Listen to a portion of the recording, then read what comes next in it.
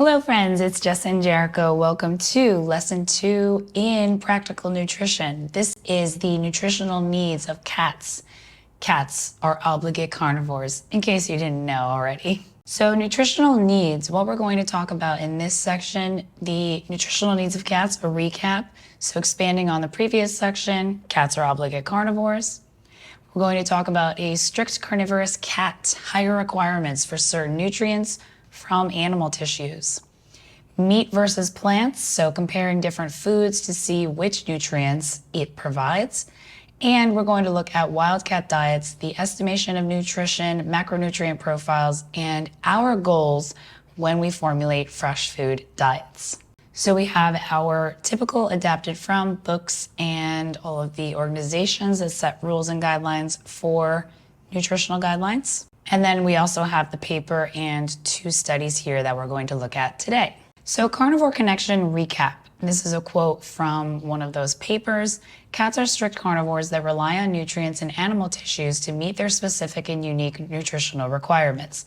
In their natural habitat, cats consume prey high in protein with moderate amounts of fat and minimal amounts of carbohydrate or CHO. Although cats can use CHO as a source of metabolic energy, they have limited ability to spare protein utilization by CHO instead. An excellent example that we all know about is taurine. Cats cannot synthesize adequate amounts of taurine, so it must be supplied in their diet. Plants do not produce taurine. Taurine is only found in hardworking muscles like tongue, heart, and turkey thigh, plus the secreting organ, liver. And this is another recap here on the left. The meats provide a complete protein, they provide organic minerals, and this meat factor also enhances the absorption of those minerals. And then, as I just mentioned, meat provides taurine, which is essential for cats. Whereas plants are incomplete proteins, they would require inorganic mineral supplements. There are anti-nutrients that reduce mineral availability, and they do not provide taurine. This is another recap, the nutritional needs of cats. There are several nutrients that are essential to the cat's diet that are only found in meat. Additionally, cats require higher amounts of certain nutrients compared to other species. So we have arachidonic acid. This is a fatty acid. Cats lack adequate amounts of the delta-5 and delta-6 desaturation enzymes needed to elongate and convert linoleic acid to arachidonic acid. So that's why it's required in the diet. Taurine, cats are able to produce taurine from cysteine, but not enough to meet their daily needs. This is due to low enzyme activity and competition of precursors for the production of theanine. Vitamin A, cats lack adequate deoxygenase. This enzyme is necessary to convert beta-carotene from plants to vitamin A. The preformed version of vitamin A, the version that cats need, is found in high concentrations in liver. So strict carnivorous cats, this is from a study, and these are all quotes from that study. Adult cats require more dietary protein than omnivorous species, maintain a consistently high rate of protein oxidation and gluconeogenesis, and are unable to adapt to reduced protein intake. Furthermore, cats have a higher requirement for essential amino acids and essential fatty acids.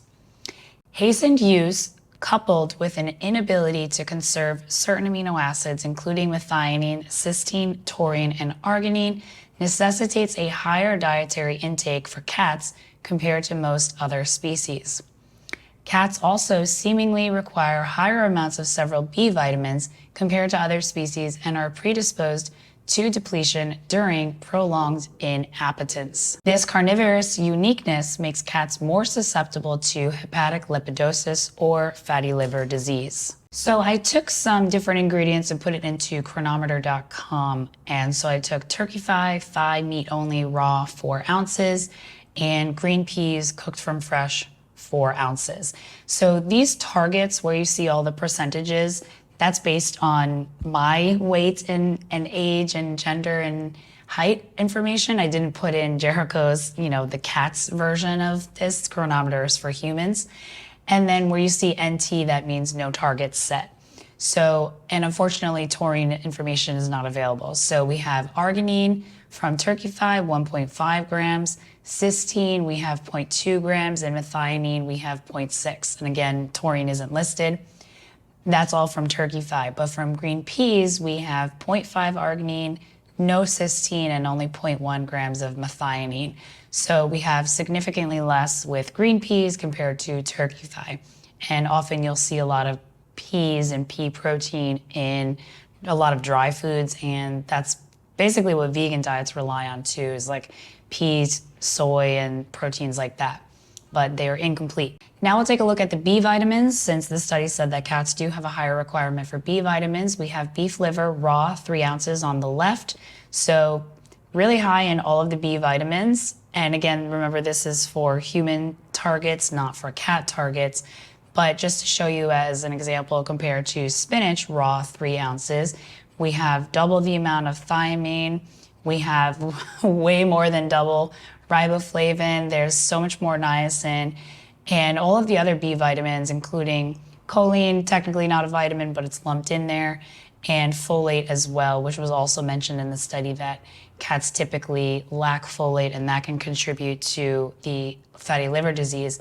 So we have, more than double in a lot of these B vitamins when we're using beef liver compared to spinach. Now we're going to take a look at vitamin A. So we have chicken liver raw, 3 ounces on the top. Lots of vitamin A, most of which is retinol, which is the version of vitamin A that cats need. They cannot convert beta carotene to retinol. Compared to a carrot cooked from fresh, also 3 ounces, mostly beta carotene and 0 retinol. So the estimation of dietary nutrition, this is from another study, quoted 55 studies reported feeding strategy data of cats in the wild. After specific exclusion criteria, 27 studies were used to derive 30 individual dietary nutrient profiles. The results show that feral cats are obligatory carnivores, with their daily energy intake from crude protein being 52%, from crude fat 46%, and from nitrogen-free extracts, aka carbs and starch, only 2%. So the different locations that they collected samples from: Germany, New Zealand, all over the place in New Zealand and Germany, South and Western Australia, Hungary, South Africa, France, Brazil, Spain, Madeira, US, Sweden, the Netherlands, Portugal, Mozambique, and Northeast Slovakia. There are a few other locations within each of those locations. Those were the main ones. And the different types of cats, most of them were feral, but a few of them were categorized as wild and stray. So for the material and samples, the samples were collected from the stomach, scat, and gut, and the number of samples from each location ranged from 8 all the way up to 2,531. So these were the dietary profiles, and I'm sure that this looks small, but if you roll in the course, you'll get the PDF slides. So the mean for rodents was 31.9, rabbits 41.5, birds 16, reptiles 3.7, and fish 0.3. So mainly the rodents, rabbits, other mammals. And quoted from the study, although vegetation, i.e. plant material and seeds, is found in the scat and stomach samples of cats, it usually represents a minor to negligible component of the diet on weight basis, and as a consequence was not taken into account in the calculations 2% of weight. So here we have some of the nutrient breakdowns. So the dietary items, the energy it provides, the dry matter, and then crude protein, fat, minerals, carbs, and starch. So we are going to take a look at the averages from these numbers. So for the dry matter basis, we have 30.6. That's taken from an average. The average calculations on the left from the previous slide. Protein 62.9%, fat 21.4, ash 11.3, and the carbs and starch 4.4. The average moisture content on the right, so I took 100 minus the average dry matter, and that gave me a moisture content of 69.4. The including moisture on the right, this is what you would see on the guaranteed analysis. So I calculated these numbers by taking the nutrient percent on the left, times it by the dry matter percent, and then took that number and divided it by 100 to get it back into a percentage. So that's how we get these guaranteed analysis numbers. That's what you would see on the label when it includes moisture. Now, we need to keep in mind that fish and reptiles were the least consumed compared to rodents, other mammals, and rabbits. So if we go back to the previous slide, these numbers are the nutrient compositions, and I just took all of these and made an average. But we have to remember that there was more rodents and rabbits consumed compared to birds, reptiles, and fish. So we're going to take what they concluded, the calculations based on the study's results after specific exclusion criteria. So this is the energy intake, which is only taking into consideration the macronutrients, so protein, fat, and carbs, and starch is lumped in there too. So even though vitamins and minerals and moisture are important, those don't provide energy. So we're going to take these energy intake numbers and we'll use the Atwater factors to come up with a gold standard or an ideal guaranteed analysis for when we are, formulating fresh food diets. So since we're talking about fresh food, we're going to use the Atwater factors of 4 for the protein and carbs, and we're going to use the Atwater factor of 9 for fat. So for protein, we're going to take 52 divided by 4, and we get 13%. Fat, we take 46 divided by 9, we get 5%. For carbs, we take 2 divided by 4, we get 0.5%. And ash, I'm using from the average from the previous slide. So here we have 3.5 when we're including the moisture. So when we add up all of those numbers and subtract that from 100, we get 78% moisture. So on the right is what we should consider the ideal or our goal when we're formulating fresh food diets or shopping for fresh food diets. This is what we should look for. 13% protein, 5% fat, 0.5% carbs, 3.5% ash, 78% moisture. So that's based on the Wildcats energy intake and when we use the Atwater factors to get an approximate guaranteed analysis. Up next, we will discuss nutrient guidelines and compare ingredients to the NRC, AFCO, and FEDIAF.